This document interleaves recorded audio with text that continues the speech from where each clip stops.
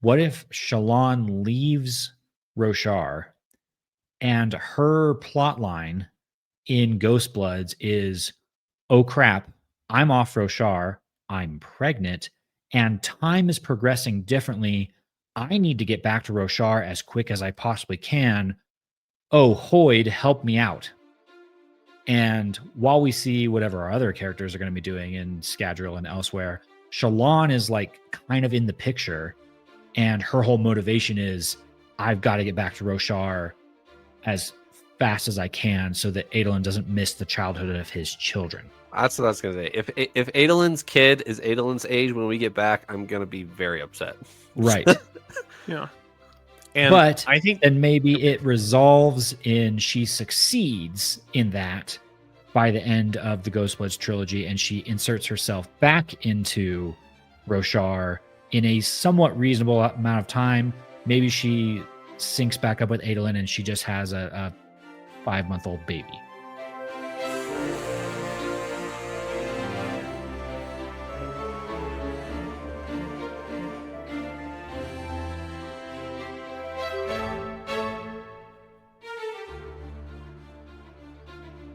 Welcome back to Following No One on Stormlight podcast.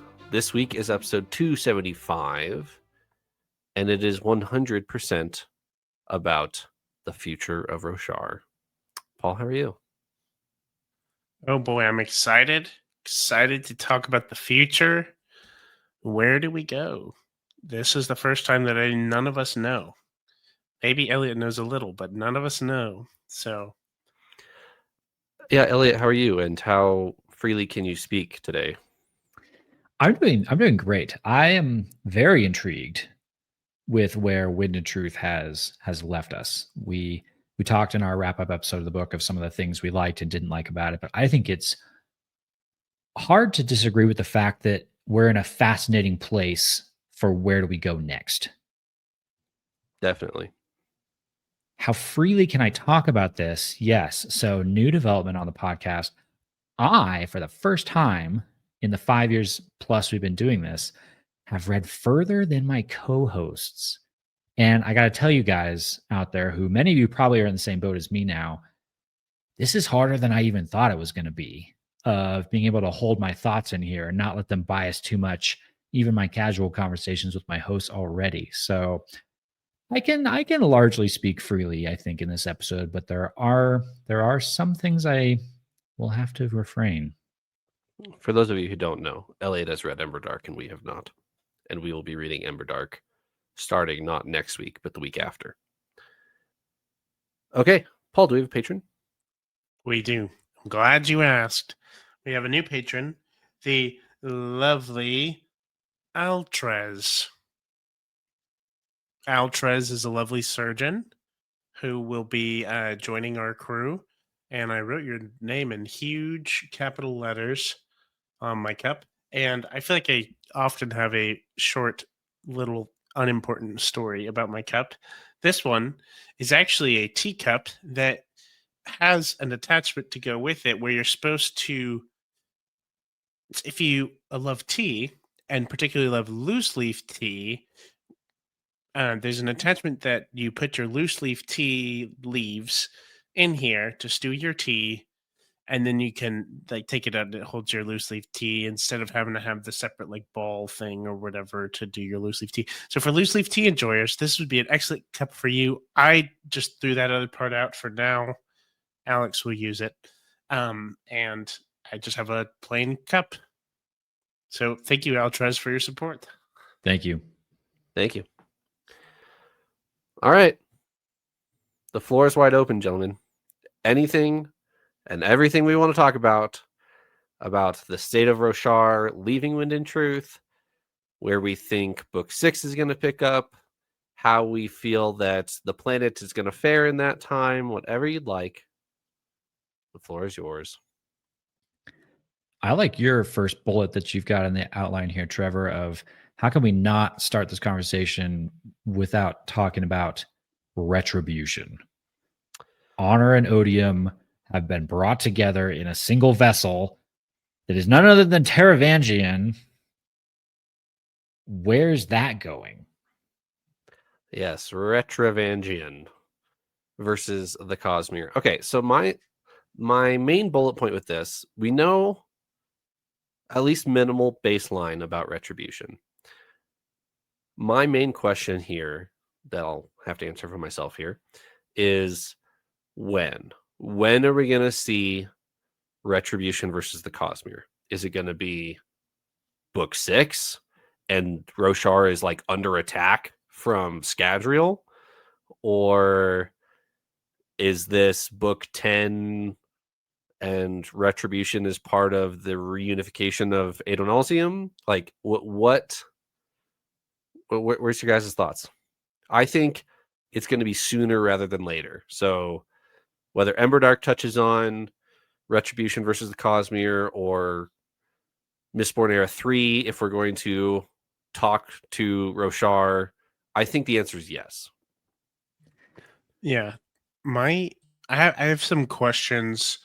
At the end of Wind and Truth, we get a couple stipulations on what Retribution can and cannot do, as in, right, Retribution can leave the planet. Is that right? Like Retribution I assume so. I wasn't think that so. the question? The thing was Cultivation he just did. can. Yeah, Mhm. Cultivation dipped. Retribution can leave Roshar now, Yes. but his Teravagian's upset because his plan is not in order yet, and now everyone's looking at him. Right. But he can leave, right? Yes. So yeah, do we think we see Retribution in Emberdark, or are we waiting a while? So that brings forward the time dilation question. I have minimal idea on when. Actually, I have a rough idea of when Emberdark is. I doubt that we're going to see Retribution a lot in Emberdark, and less Emberdark speculation, the better, because Ellie's just going to have to sit there and say nothing. So less Emberdark speculation and more like Retribution is rampaging across the Cosmere. I don't think that's going to happen in Emberdark, and I do think that will happen by the end of, like, towards the beginning of Stormlight Era 2, I would say. I think my question is going to be, is Stormlight Era 2, we know it's 5 whole giant books. I'm sure they're going to be giant.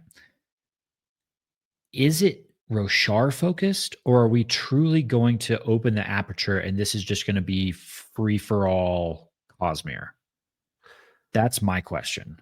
I mean, I would hope that it's more Roshar focused, but that would then beg the question of, are we saving Cosmere Galactic battles for after that? Or is that like, or is Stormlight 10 like the end of the Cosmere, like, which a lot of you guys out there will know this way better than me. I feel like Brandon has said it's not. Hasn't he specifically said that Stormlight Era 10 is not the Cosmere capstone?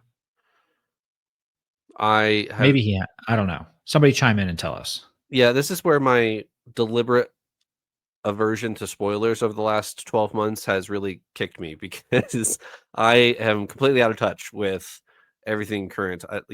Previous to Wind and Truth, I'd always chime in with, and Brandon Sanderson said this in an interview, and he's actually addressed this. I have not watched a single thing for the last year, so I don't know what Brandon's up to right now. So I feel like, at least in Stormlight 6, I think we will not see Retribution versus a Cosmere, because I feel like we still have things on Roshar we need to get back to. Like, sure. Well, here's what I think is going to happen. We're going to go straight to predictions, I guess. I think Stormlight 6 comes in with, and the Heralds are back. That the Heralds go on there. The Heralds, with Kaladin as their newest entrant, are on sabbatical for 10 years or whatever. And opening scene of Stormlight 6, or fairly close to it, is, and the Heralds are back on the planet.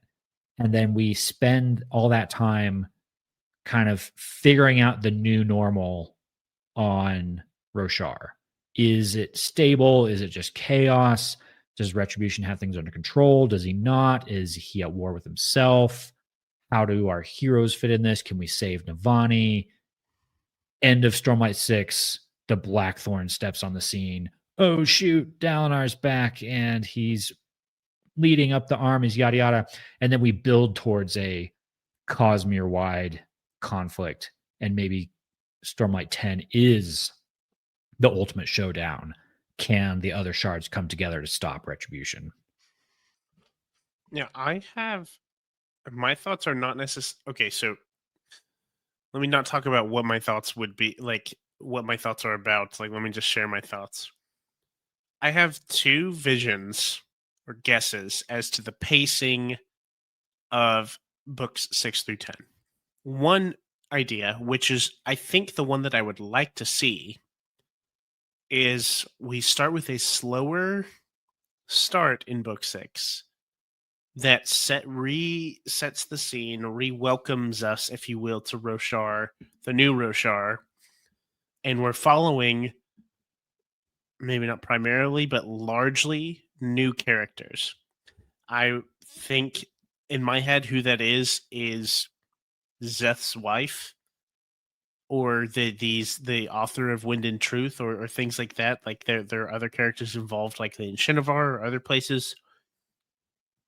I think we're following some new characters and building them up, not as like we started looking at Yonigon in book 5, but more like how you open with Kaladin in book 1. Like we're starting with characters that we're going to follow through these 5 books, you know. And obviously, all of our characters are still going to be there. We've got a lot of characters still in play. Dalinar was really the main one removed. I could totally see the Heralds coming back right away. Sorry. I could also see that being a later thing.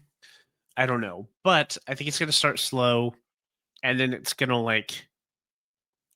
If it follows the pacing of the last 5 books, then it's like, okay, slower, get set up. End of book 2, you get the hint at things bigger, and then like book 3 onward is like where things really break loose, go crazy, and things like that. And I feel like that has to happen because if you get so big in books 6 and maybe 7, then how do you follow that up in books 8, 9, and 10 unless we're just all the planets of the Cosmere have collided and every character from every book is in one place? Like, I don't know. I think you'd have a huge cluster Avengers Endgame, and I don't know if that would be good. So my question is less speculation on the back 5 and more because I think that Avengers Assemble scene will happen. It's just a question for me of, is it Stormlight 10 or is it 25 books in the future, right? Like, are we reading that at the end of Stormlight, or are we reading that 10 books after the end of Stormlight? You really acting like there's not going to be 25 books until Stormlight 10 comes out? There might Come be. on, Trevor. There might be. There's going to You're be right. 50 books between now and then. Dialing it back a little bit. Elliot's question: will Taravangian be able to hold honor? Will he be able to lasso the Shard of Honor? No, absolutely not. Honor is going to sit and stew about what the heck Dalinar just did and realize, you know what? Oaths aren't all that they're cooked up to be. And if your oath is a terrible oath, then you shouldn't hold that oath. And he's again then going to turn to his vessel and say, that guy has a bunch of terrible oaths. And then he's going to leave. So to sum it up, you think Dalinar's gambit will succeed? That yes, it will succeed in dividing Retribution. Okay. You think that the seed Dalinar planted will grow and honor will break that bond somehow? Yes, Honor is going to go see Kaladin and say that guy's way cooler and go over to him. I'm down for that. I don't know. I don't know if I'm second guessing that feels like the direction this should go in. I feel like that's going to spin things in a weird way if Stormlight 7 Honor breaks away from Teravangian and Odium. Do we just go back to Todium? Like we've kind of already been there. No, either that or Odium is destroyed and Honor's the only shard on the planet. I think there's a chance that this plan works in the way that that Teravangian gets killed, right? And like loses the Yeah. shards. True. I don't think, to answer your question, I don't think Teravangian is going to lose the Shard of Honor. I think he's going to specifically get Honor to love him and grow into him well. Like, you know what I mean? Elliot's making a face. Like, he makes his mention at the end of the book of he does something and he could feel the power of honor settle more into retribution, right? He's going to keep doing that, and it's going to become retribution, not. I mean, it will still ultimately kind of be honor and odium, like how we kind of have ruin and preservation in harmony, right? But I think that's set. I don't think honor is dipping or leaving town. I do think there's a chance that he gets yeeted out of there. Teravangian himself gets killed in some way, shape, or form, and then who knows what happens with the shards after that. But what about Dalinar's epic end line of go bond Teravangian, remember me, you've got stuff to learn, Honor. Dalinar's making the gamble that retribution won't last. So what if we don't even get the retribution versus the Cosmere scene? I feel like if we go the path we're talking about of this divides retribution and honor and odium can't stay together, or honor can't stay with Teravangian, if they break apart, are we back to we don't need the Cosmere to assemble to beat retribution? No, Elliot. I just figured out what the end of book 10 is. I know it. I know what's going to happen. So I think we've seen this before. So what happened when preservation and ruin were at odds against each other, right? Preservation and ruin were at odds against each other and ultimately ended up being picked up by the same person, right? After a whole bunch of strife and essentially defeating each other loosely, we're going to have this cataclysmic war on retribution. He's going to be the big villain. He's going to be the big thing. And into book 10, there will be shards involved, probably shards from other planets involved in destroying retribution here. But then there's gonna be a clump of like 6 shards or something that's gonna get picked up. I don't know if by 1 or 2 people or what, but I think we're gonna keep getting bigger clumps of shards together. Maybe that's when Adonalcium is reformed. Who knows? But I think you're gonna have like a big, like within the chaos, they're all gonna die to defeat retribution. And then the turn, who's going to be there to pick it up? Is it going to be Hoyd? Is it going to be Lift?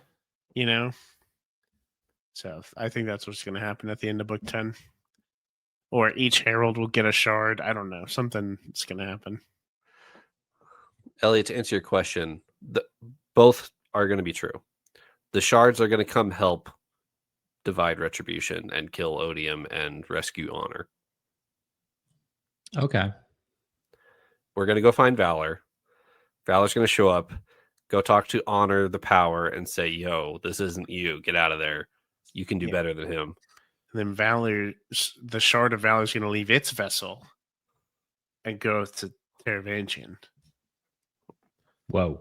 Teravangian is just going to collect all the Infinity Stones. Yes, yeah, that's got to happen at some point, right? We're going down the Marvel rabbit hole, anyways. How long is cultivation gone, guys? When will cultivation come back, if ever? And where will we see her? And if Elliot has to do a poker face and she's hanging out on like First of the Sun or something, then I'm going to be very sad about this question in like 3 weeks.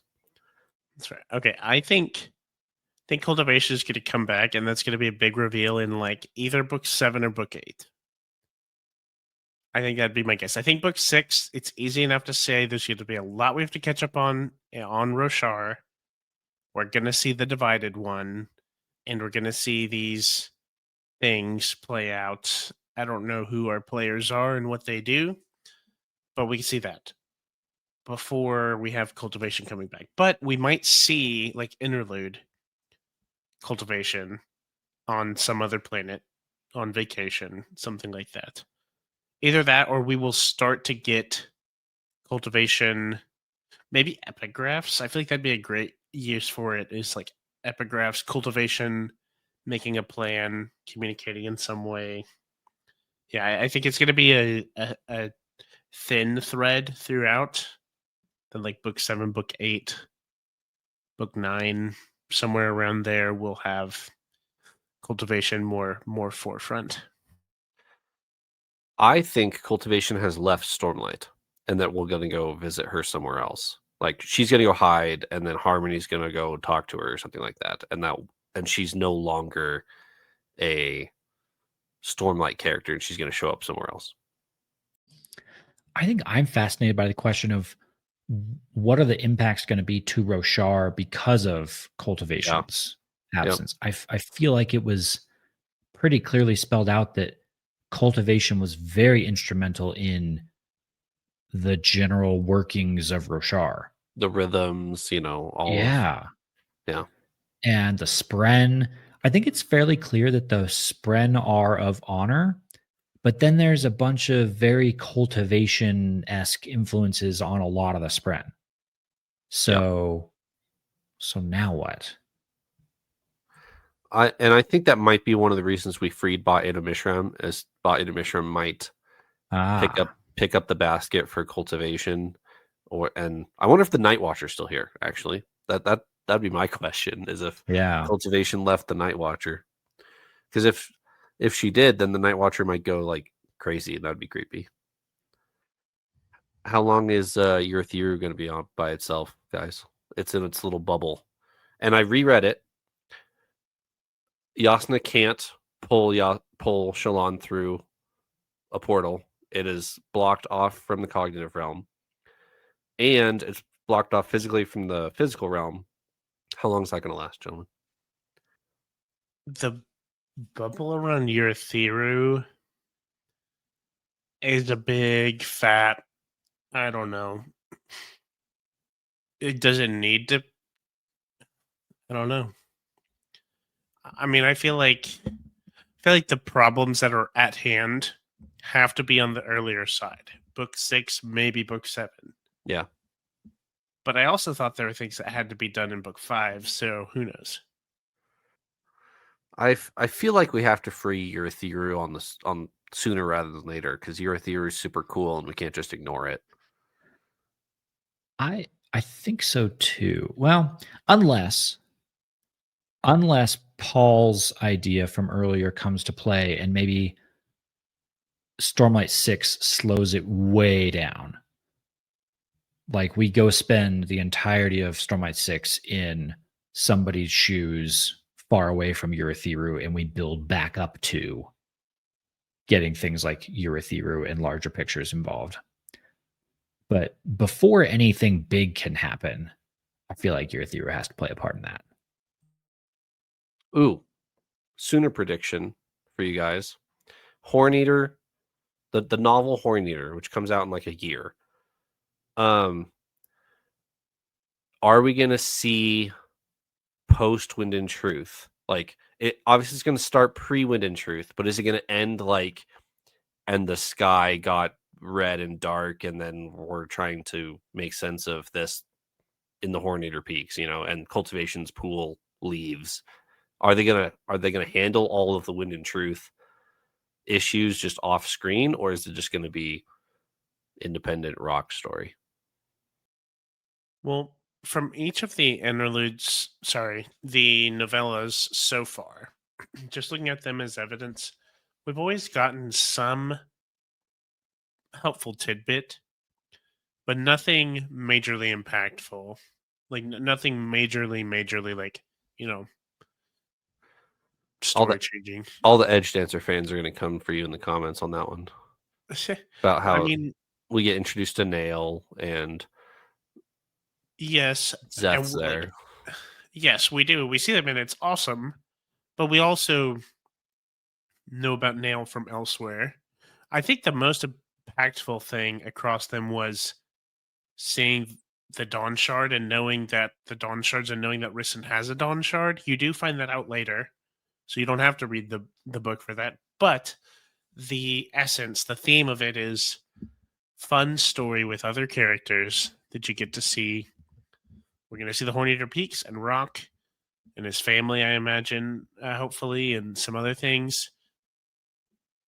I don't know what the main thing is going to be. It's probably going to be tied to their big well of water where there's a perpendicularity, right? Something connected to that, maybe that we know. Do we know what the status of that perpendicularity is, by the way, at the end of the book? Yes, Shalon goes and visits it. And that's where we find out she's pregnant. She goes and visits it on the Shadesmar side, and it's gone. And so there's a bunch of people just sitting, waiting for it to come back. Gotcha. Okay. Yeah, I feel like that'd be a And tangible thing to learn about. and part of me was waiting for a Rock cameo in that scene. I was too. I was looking for it. I didn't necessarily think it was going to happen, but I was looking for it. Where we're going to get an unnamed Horneater who happens to speak just like Rock does, go, and hey, let me help you with that, ma'am, or something like that.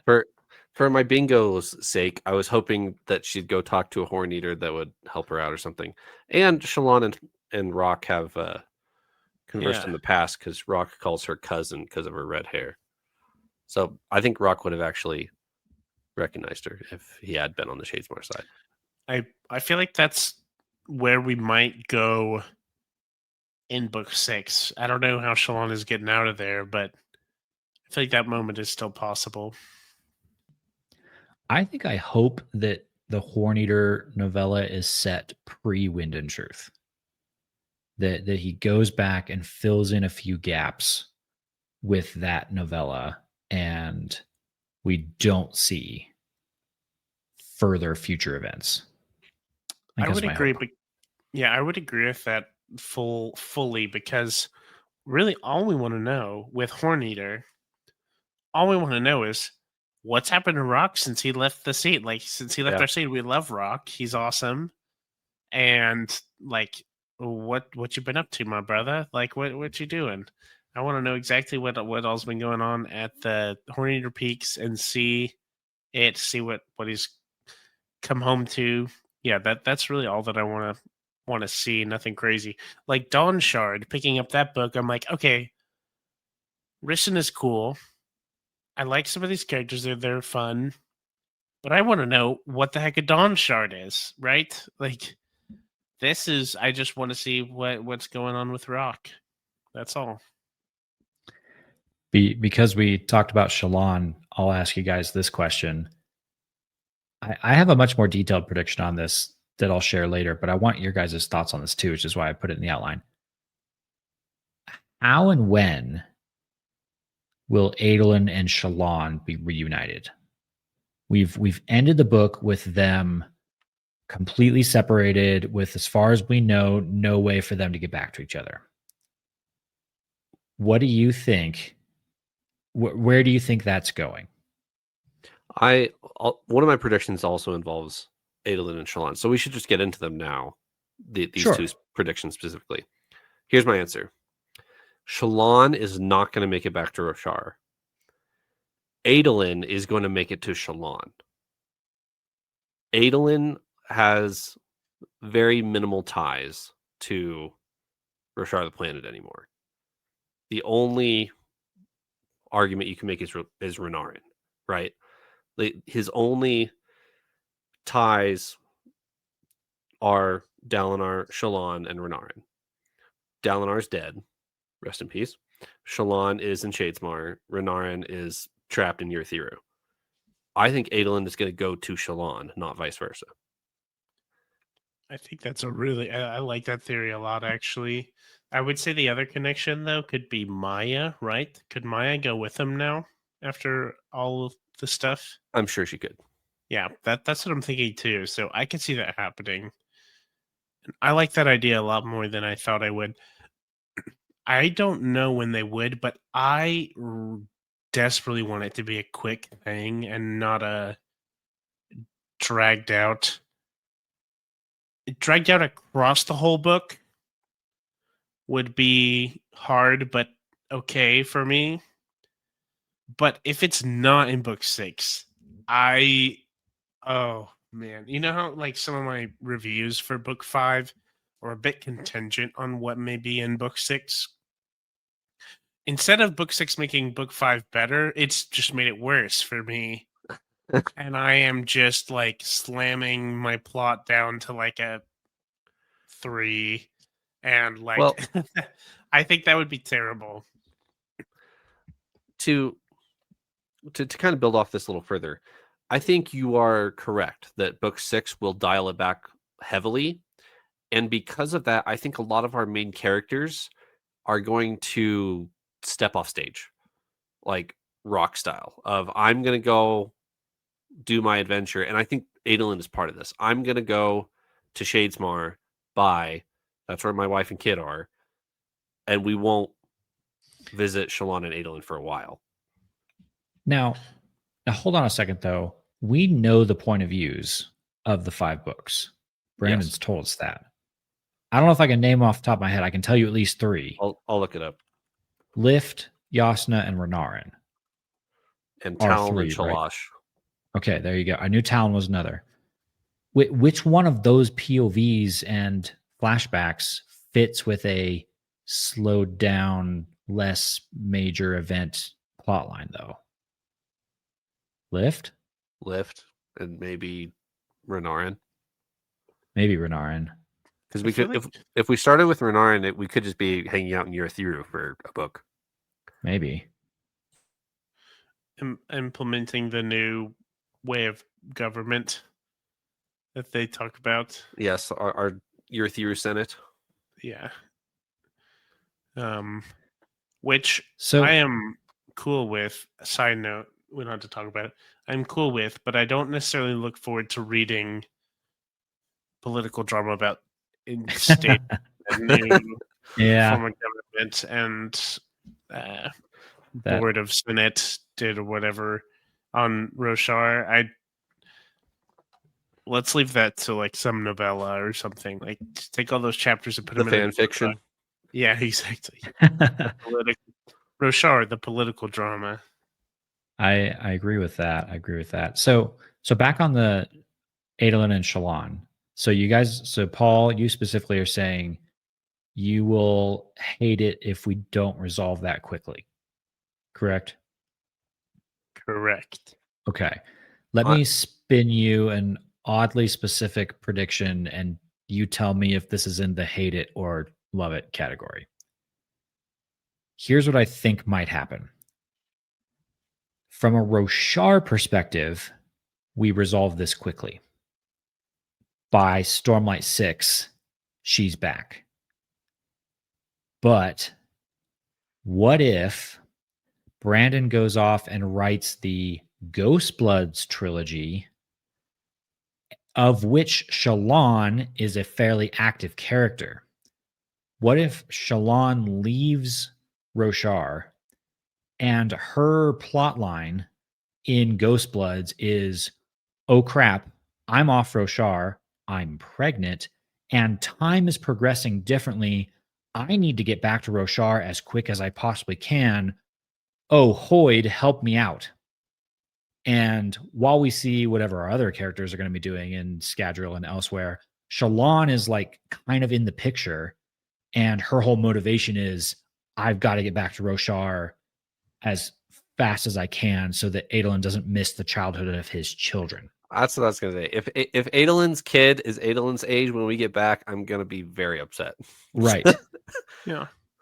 And but I think then maybe it resolves in she succeeds in that by the end of the Ghostbloods trilogy, and she inserts herself back into Roshar in a somewhat reasonable amount of time. Maybe she syncs back up with Adolin and she just has a 5-month-old baby. Where does that scenario fall on the spectrum? Go ahead, Paul. Thank you, Trevor. I have two main thoughts.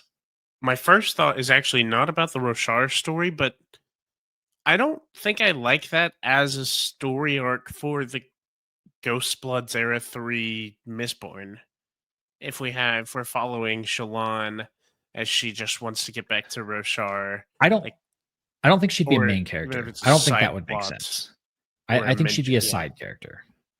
Which would be slightly better, but I still I don't think Shallan should be in Mistborn Era 3 Ghostbloods. She's a big part of the Ghostbloods, so that would be cool. But on these terms that we're looking at, okay, if, like, putting it together what Trevor said, if Adolin goes into Shadesmar, goes with Shallan, and somewhat joins the Ghostbloods, I'm cool with that. I'm cool That's with what I was that gonna as say. being a plot. I'm not cool with, okay, Shallan is stuck on Scadrial doing side quests with the Ghostbloods trying to figure out how to get back. Adolin is still stuck on Roshar doing nothing. She's going to come back indiscriminative time in the future with a child that Adolin has not gotten to be there for the birth of his child. You know, like I'm like, what? I feel like that's jumping through hoops that do not need to be jumped through for less productive reason than not doing it. If that But probably was the clearest way to say it, but I think that would be undercutting your hit over here to also deliver a worse hit over here as well. I don't actually disagree with you. I think I agree with you in general, but I'm stuck on the idea of think about that as a character motivation though.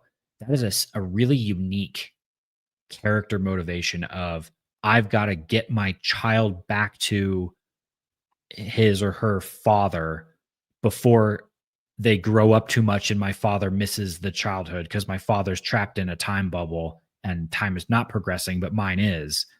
That just, I don't know. That seems really interesting. Boo. No, I see what you mean. That is interesting. That may be an interesting plot, but I am not interested in that plot. I don't think that's a plot I would be interested in reading. Are you not interested, or No. does it just make you sad? I am not interested. I And it would makes be me much sad. I would be much more interested if it wasn't Adolin and Shallan. Yeah, potentially so. If it's something like that, I mean that's not the same way, but like Sunlit Man was like, "Oh, I've got to get my BEUs up so I can jump to the next planet." Right? How do I get off this planet? Essentially, and that one's different. And there's good moments, but even still, that concept to begin with, Sunlit Man was my least favorite and the least engaged I was with a secret project Get group, out. Get which I out. understand is a hot Sunlit take, and Man that's fine. slander on this podcast. I know. I'm the worst, but this is very different from that, obviously. But it would be like making Sunlit Man less than half as good, is what I'm thinking. Like that concept of I've just got to get off this planet because my husband is on another planet and he's not going to meet his child as a child. Like, I don't know. Like we're just making up problems now, and like it would What have to be about Shalon. I don't know. heartbreaking video calls via Sion?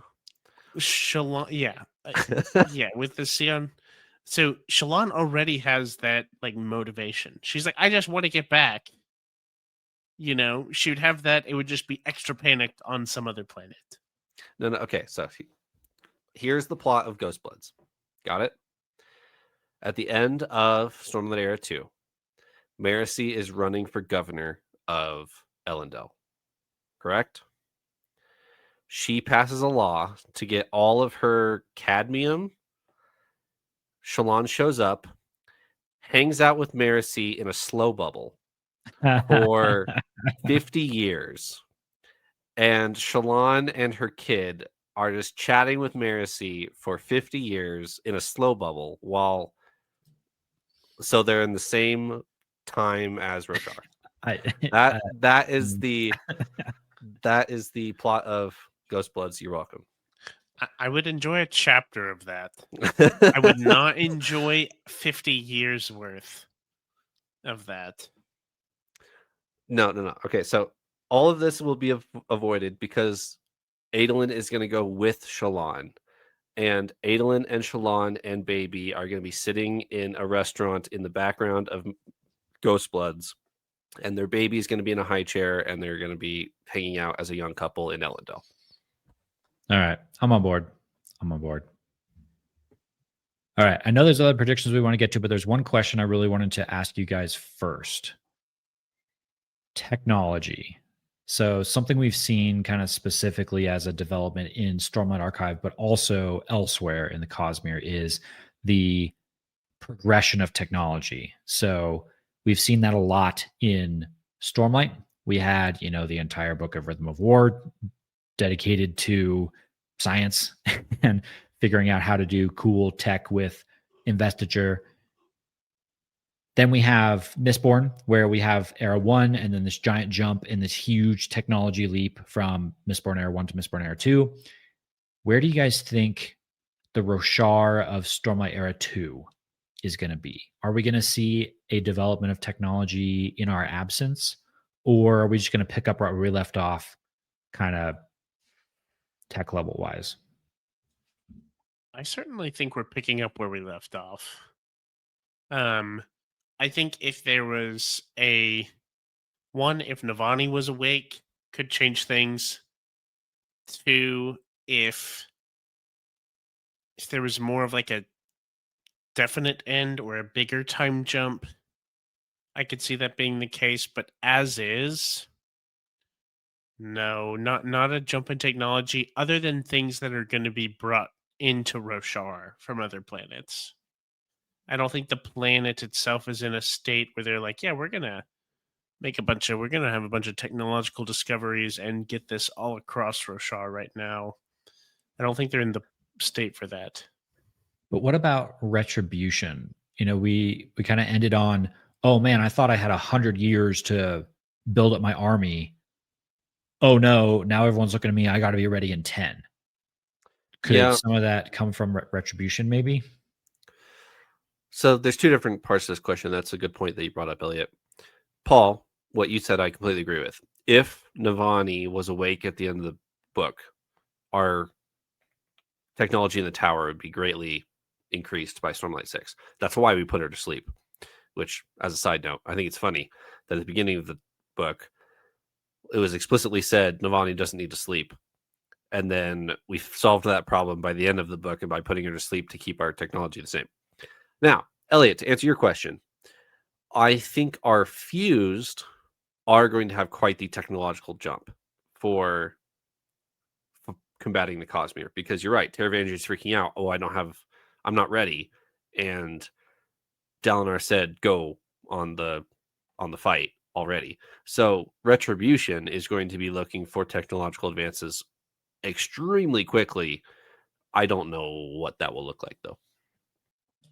That's an interesting thought. Actually, I hadn't thought about that. Could we see maybe a bit of a flip? I don't know if this is quite a flip, but could we see fused all of a sudden being the high-tech ones? Right. And our heroes maybe set back a lot, right? Because we don't have Stormlight anymore. But we do have Tower Light, so we have a defense, but we don't have offense. Right. We can't go out in the field or we're back to the Stone Age. Right. Bronze, iron, steel age. Is that a thing? ATM. Yeah. What? You were just naming metals. Yeah. Short answer is not much. I don't think we're going to develop much technology between Okay. 5 and 6. That'd be my guess.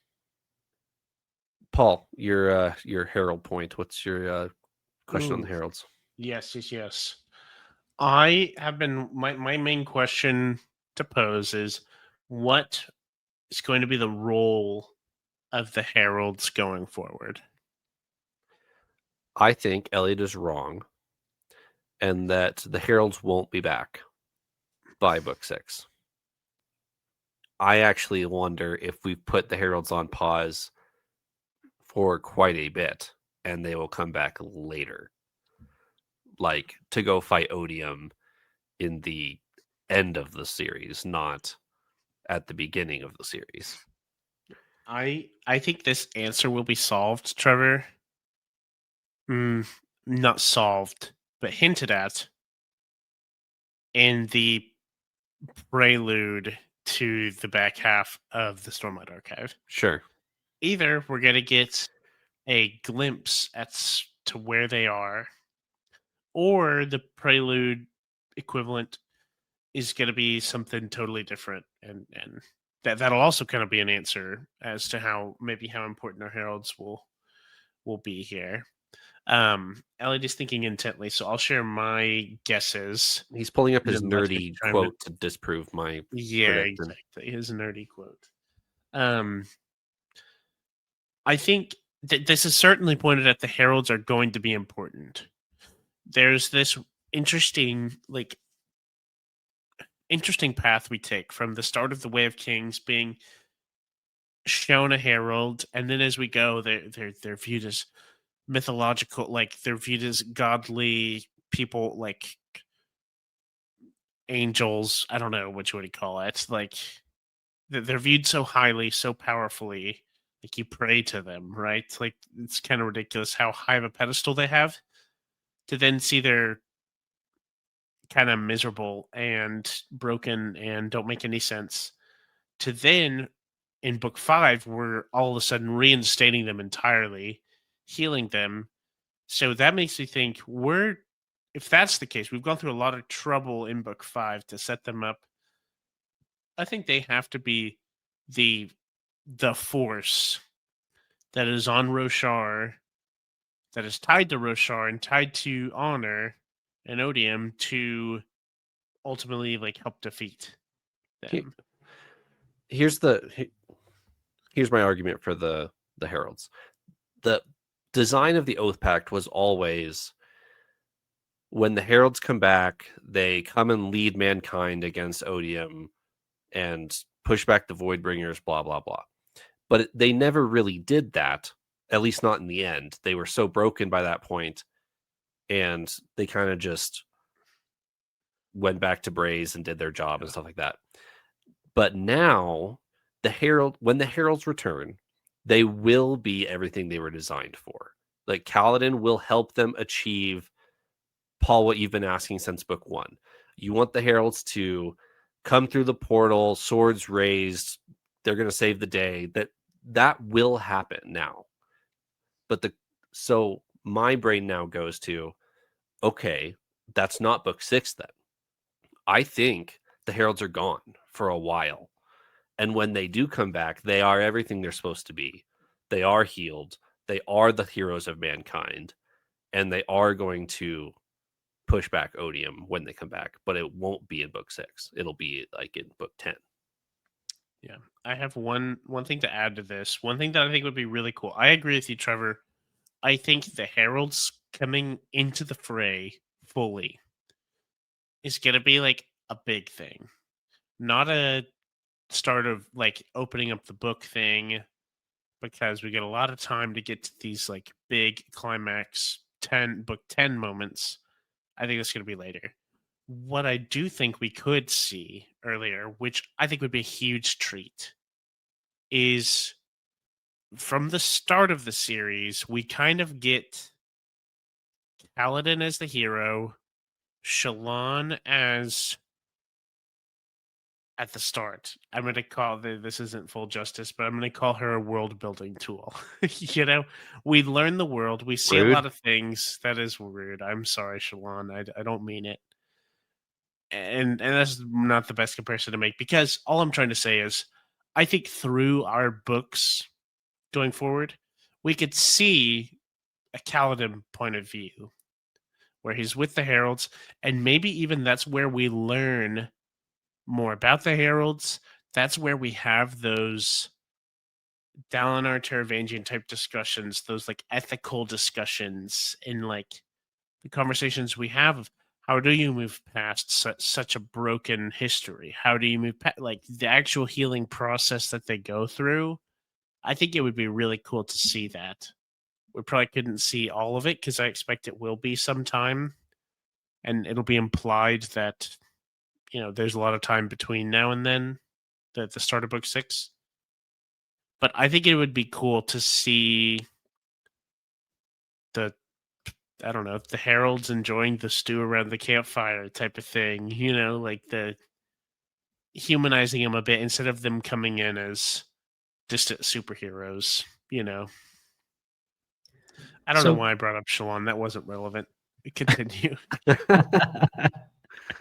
Well, I did find a couple quotes that I think are relevant. I think you might be able to read them in support of either path we're going down, though. So here's the sections I was thinking of that are from the postlude of the Stormlight Archive, where we see Kaladin and Kalak have a chat on the grassy hillside of Alaswa. Here's what they say. Kaladin said, Ishar says that with the merging of honor and odium, things are odd. An unexpected warping of time has happened, so it will pass strangely for us. More strangely even than what is happening on Roshar. While years pass there, months will pass for us. We have time for once and peace. And then skipping down towards the bottom of the page. One more try, Kaladin whispered, just once more. Once more, Kalak said. A final return? We heal, Kaladin said. We reclaim ourselves, then we go back to Roshar. This time, we win for real. Instead of coming back withered from torture, you'll return refreshed, mended, and we'll see what we can do together. I guess I read that as we've got time on our side, we the Heralds, can use it to recharge, and we're going to be up and ready to go as soon as things are moving again back on Roshar, which I was thinking would be pretty much right at the beginning of book 6. But I could also see how you'd get kind of the opposite impression from that, actually, of, hey, we're going to take a time out here for a bit. Time is doing funky things, and we're going to be out for a while. Well, so, I don't know. Kaladin contradicts himself there. He says, what you just quoted, time is going to pass even more different for us than it will on Roshar. While years pass there, months pass for us. So the time is not in their advantage. Yeah, it's confusing. And then Kaladin follows up with, so we have time to recuperate. He doesn't. They're even further dilated than Roshar is. Roshar, while years pass there, months pass here, they're losing time. Yeah, if that's how you interpret it, I think you're right, of that it's the opposite of what he's thinking. Right? I think I follow you, which, yeah, doesn't really make sense. I mean, they're going to stop and heal and whatever, but from what he just said, I don't know if it's a mistake or what, but from what he said, they have his time. The time is against the Heralds, and more time is passing on Roshar. Right. So that makes me think that. So I kind of have a meta way of thinking about this. I don't think Kaladin can progress much more. So I think we are going to see him quite minimally going forward. Therefore, Heralds don't return until book 10 and kill Odium. See, I'm thinking of it as, I agree with you. I don't know that he has much more to progress, which I also agree means we probably won't see him much, but he can still be a player. He just is a more mythical one. Sure. He's more a behind the scenes deific figure, not a hero on the ground. that we spend very much time in his point of view, if any. Sure. But yeah, I'm fascinated. I don't know. I don't know. All right. Elliot, your last real question before we get into full predictions. Yeah, this is kind of a snarky one. Will Dawn Shards actually matter at any point? Surely we will get a novella named Dawn Shard that will tell us everything we need to know about Dawn Shards, right? Oh wait. Oh, wait. Oh wait. I think I'm a little salty on this because I came out of reading the novella named Dawn Shard that was supposed to tell me all the things, thinking, oh my goodness, this is now the most important thing in the Cosmere. Yes. And maybe that's not incorrect, Yes.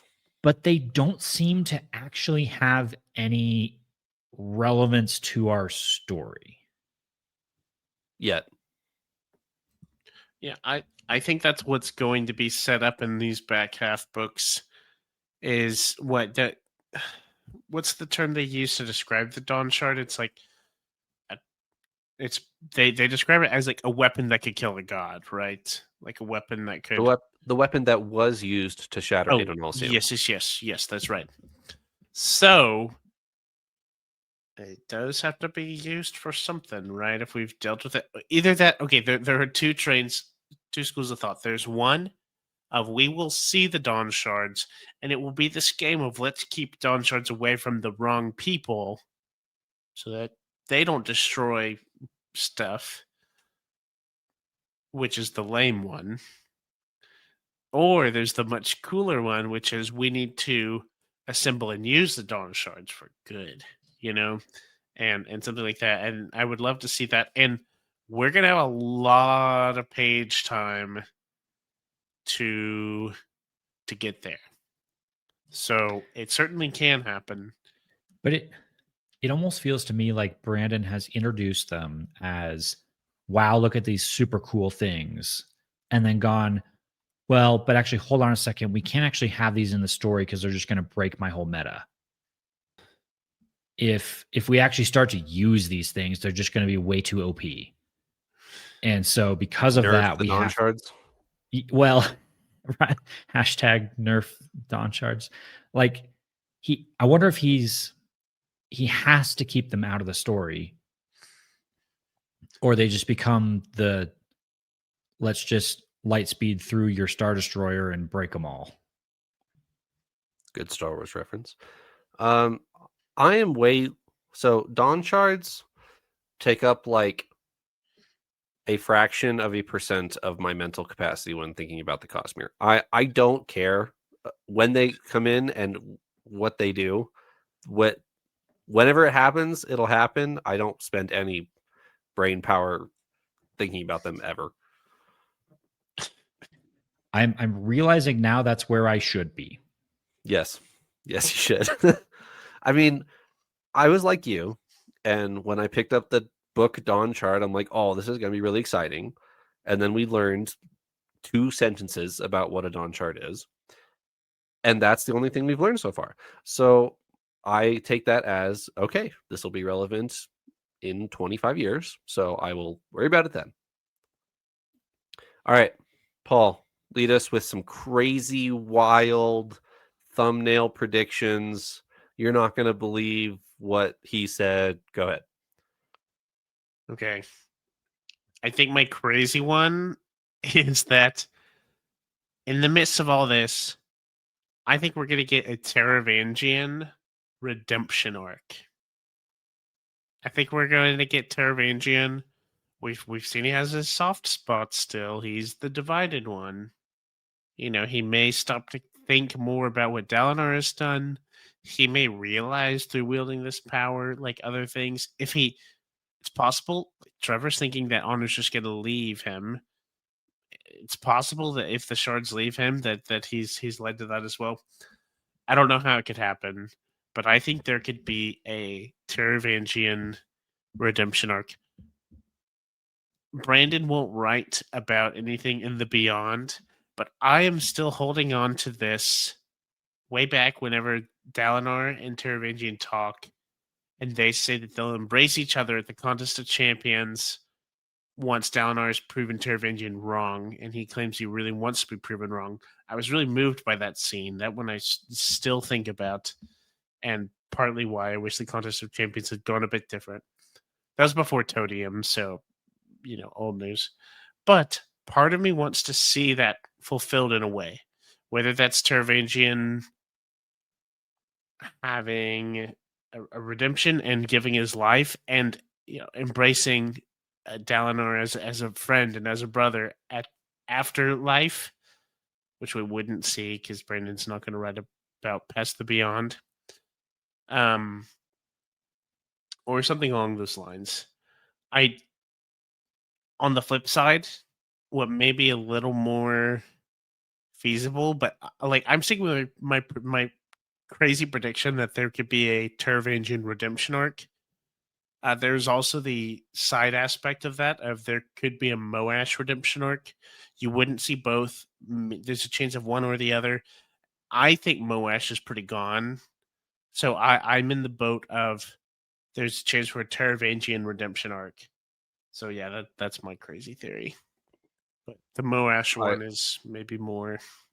All right, I'm going to try to be nice to you guys' people would crazy guess. predictions, but absolutely not. Moash has a higher percent probability of having a redemption arc than Teravangian does. All the hidden Carbron thing was for, in my opinion, was to show the reader that Teravangian does have a weak spot.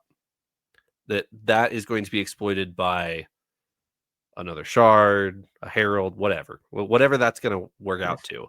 Somebody's going to find Carbronth in the spiritual realm and say, "Oh, I can hold Carbronth at gunpoint and threaten you, like Cultivation was trying to do." And it what works. what if he's not willing to sacrifice Carbronth for his mission? What if they hold Carbronth at gunpoint? He says, "Okay, I'm going to let go of this retribution thing and protect Carbronth." Not going to happen. I'm not completely against this Teravangian redemption arc thing, because I can envision a scene that would be epic at the end of Stormlight 10. All of the shards have come back together and have figured out, have agreed to, are in the act of reforming out of Nalcium. But all that's left is Retribution. Retribution has to step in and join the others to reform out of Nalcium. And Teravangian is like, I can't do it. I've done all these terrible things in my life. I just can't. And somehow, through some crazy power, he gets temporarily, like, it's a vision of Dalinar from the beyond coming back just for a moment to speak to him and say, "But Teravangian, you can do this. I forgive you for all the things you've done. You can be a good man again. Do this." And he goes, "Okay, Dalinar, you've inspired me. I'll do this." And he steps in, and Adonalzim is reformed, and the Cosmere is saved. That'd be epic. That's a great. I'm glad you ran with that, Elliot, because that is really cool. It would be super impactful. Dalinar's not coming back. Yeah, probably not. I agree with that, but that does tie into my one other really crazy theory. I wanted to say it before you got into this, because I looked at it and I'm like, what on earth am I reading? Yeah, okay. This is a little bit pieced together from a couple different places. So, obviously, Brandon was being maniacal whenever he phrased it the way he did, that when Teravangian is trying to get Dalinar after he dies, and he says, he slips through his fingers and it says, he hears a voice saying, "You cannot have him," or whatever. "He's claimed by another." We take that to understand as that's probably the beyond. He's gone. He's really gone now. However, he was very, like I said, maniacal in his choice of words, saying he is claimed by another. So naturally, I'm going to make a ridiculous theory that he was claimed by another shard, and that shard would be Mercy, who's taking pity and being merciful to Dalinar, who should be dead, and also that this is happening because Mercy is actually Noadon from In the Vision. That part I kind of stole because someone wrote that. I don't remember, in a comment or in our Discord or somewhere. Someone made a mention of, what if Noadon in the Vision is Mercy? I didn't look into it. I just said, great. Yeah, I agree. And so I think Dalinar is being claimed by Mercy, and then he will in turn show great mercy to a character in our story, like Taravangian. They could have that embrace moment, like I mentioned. Something there, like you could have some crazy grade A stuff with that. So yeah, if he's claimed by a shard, I think it's Mercy. I feel like that jives pretty well with where my brain was going a few minutes ago. I'm on It board does. with this. I'm not going to entertain these. These are so out of question. It's not worth. You said you wanted the headliners, man. Why are you dissing all of them now? I wanted good headliners. I can't put Wow. Dalinar is Mercy in the thumbnail. Like, Yeah, I dude. guess I Yeah, could. that's a great thumbnail. That's like the Let- best one we've ever had. Let me know down in the comments if I put Dalinar as Mercy in the thumbnail. Dalinar claimed by Mercy? Whoa! You could put like Mercy from Overwatch on the You thumbnail, won't believe and what everyone will happens click next. on it. Yeah. So, I mean, what do you want me to say? Like, oh, the good guys are going to win, I think, at the end. No. Trevor? Like, So, that's okay. your vanilla. Here's what you're supposed to do. Prediction? So my prediction at the beginning of book 6, Taravangian is going to be sitting and thinking, do I have any loose ends to tie up? Oh, yeah. I think book 6 is going to open and Zeth is going to die. I think Retribution is going to go retrieve Nightblood.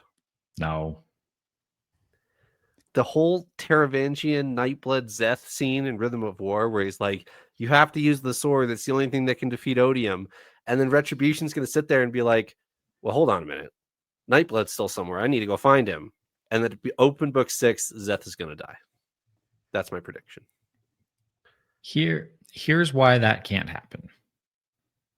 We've been saying different versions of that for 5 books now. I feel like every book we've come out of, we've gone, oh, wow, nobody actually died in that book. Opening of next book, someone's going out. And every single time it doesn't happen. No, it'll happen this time. Don't worry. It'll happen this time. No, Brandon never kills his characters. Yeah, that's true. That's why I can't believe you don't believe in the Dalinar thing, because obviously he's not actually dead. You didn't think anyone actually died, did you?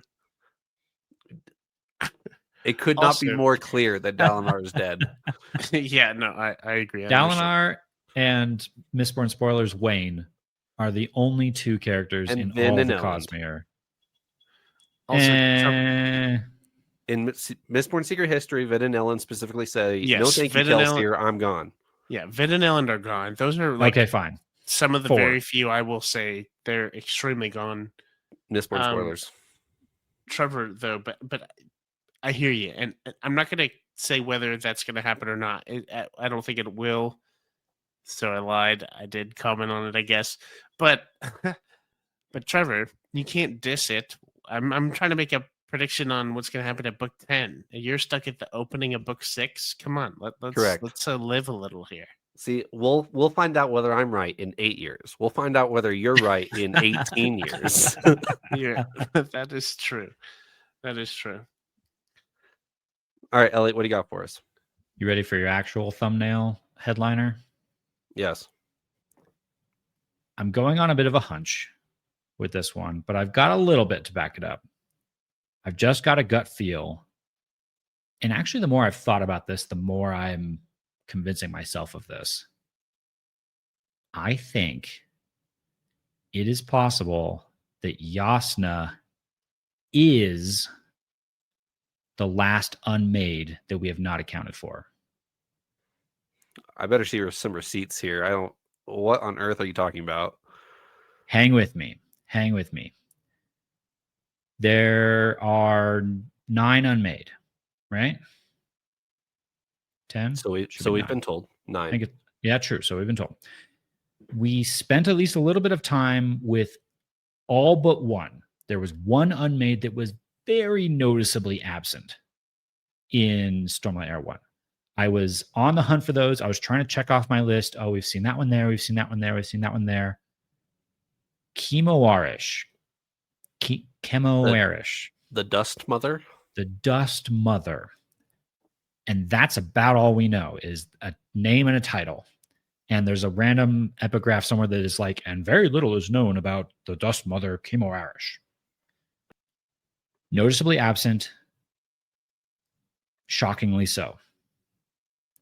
Yasna has something in her past that's been hinted at that's like this darkness. There's a few references to like, oh yeah, back in the days when we used to have to lock young Yasna in a padded room. Yep. Wait, what? And in other times like, oh, well, I made it through my terrible childhood, so I can handle anything. And then add on top of that, the kind of disconnected Yasna we get in Wind and Truth. She does not seem to be aligned with her own thinking. In fact, I think a lot of people have had issue with this in this book. They're like, man, Yasna really falls apart way too easily. What if there's a reason for all this?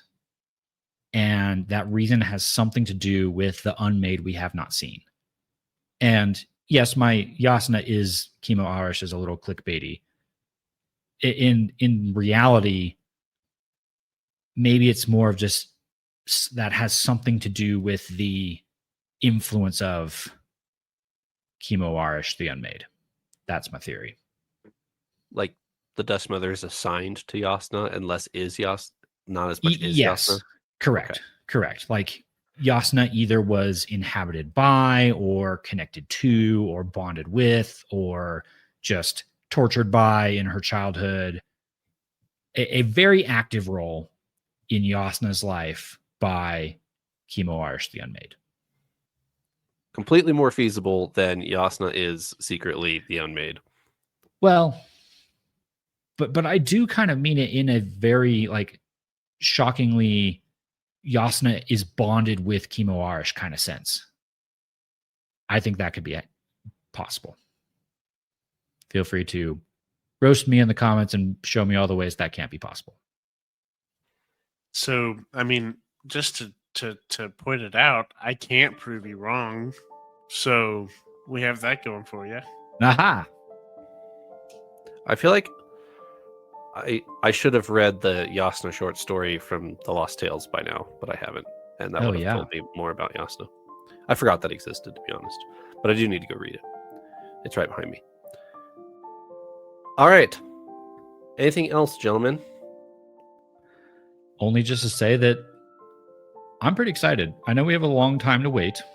I know it's going to be years and years before we get back to Stormlight. I am slightly disappointed by Wind and Truth, not nearly as much as many of the folks out there, I think. But if nothing else, I am excited to keep going. I am quite excited for what are the second 5 books of Stormlight Archive going to cover and what are we going to get into. I am very eager to continue with these characters, and hopefully the next 6 years go quickly so I can read those books. I'm left with one question, and that's, Trevor, if we do see a Teravangian redemption arc 18 years from now, as you say, will I apologize? Yeah, how much are you going to owe me for that one, for marking that here, if I'm 18 years in the future? All right. I will invest $10 right now. And however much it has grown in 18 years, whoever is correct gets that money. Okay. So if we're doing it that way as like a bet, I think we'd both have to invest, right? Like, yeah, okay, yeah, sure. Let's do Batar style compounding interest. We'll both invest $10, and in 18 years, when Teravangian dies a One of us will rightful get, and like- correct death. Yeah. One of us will get $100. Yeah, there we go. I love this bet. Yeah, good bet. All right. Thanks for joining me, Paul and Elliot. We have one more Stormlight episode next week, and then on to the encore of the Cosmere as it stands, Isles of Empdark.